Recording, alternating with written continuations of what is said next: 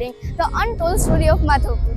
એક તરફ આખી સેના પાછળ પડી હતી, રાજકુમારીનું હરણ થયું હતું અને એક રથ પૂર ઝડપે દરિયા કિનારે તરફ દોડી રહ્યો હતો. કોઈ હોલિવૂડની એક્શન ફિલ્મ જેવું લાગે છે ને, પણ આ છે હજારો વર્ષ જૂનો ઇતિહાસ.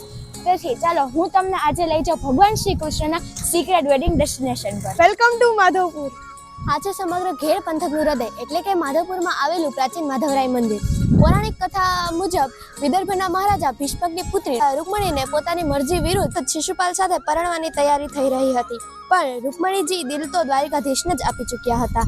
ત્યાંથી શરૂ થઈ ભારત ભૂમિની સૌથી મહાન પ્રેમ કથા, અને એ કથાનો આખરી પડાવ એટલે માધવપુર. વિચારો એ દ્રશ્ય, પાછળ દુશ્મનોની વિશાળ સેના અને આગળ દરિયાના ઘોઘવતા મોજા. શિશુપાલને હરાવ્યા પછી રૂક્ષ્મણીજીને લઈને ભગવાનનો રથ સીધો આ માધવપુરના કિનારે આવીને ઊભો રહ્યો.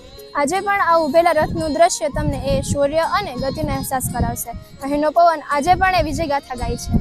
યુદ્ધ પછીની શાંતિ. આ છે એક પ્રાચીન રૂકમણીજીનું મંદિર. એક રાજકુમારી જેને ભગવાન પ્રત્યેના સાચા પ્રેમ માટે આખી દુનિયા સામે બાદ ભીડી. આ મંદિરમાં ઊભા રહીને અલૌકિક શાંતિ અને સકારાત્મક ઉર્જાનો અનુભવ થાય છે. પણ આખરે લગ્ન હતા ક્યાં? હું જ્યાં ઊભી છું બરાબર અહીં જ. આ છે પવિત્ર ચોરી માયરા, એ જગ્યા જ્યાં અગ્નિદેવની સાક્ષીમાં ભગવાન શ્રી કૃષ્ણ અને રૂકમણીએ 7 ફેરા ફર્યા હતા. મહત્વની વાત તો એ છે, આજે પણ દર વર્ષે અહીં ધામધૂમથી ભગવાન શ્રી કૃષ્ણ અને રૂકમણીના લગ્ન કરવામાં આવે છે. અને ભગવાનના લગ્ન હોય પછી ઉત્સવમાં કોઈ કચાશ રહે ખરી? આ છે માધવપુરનો ગ્રાન્ડ મેળો. આ ફક્ત એક મેળાનું મેદાન નથી, આ હજારો વર્ષોના લગ્નનું રિસેપ્શન છે, જે આજે પણ ચાલે છે. પૂર્વોત્તર અને ગુજરાતનું આ અનોખું મિલન આખા ભારતને એક તાંતણે બાંધે છે.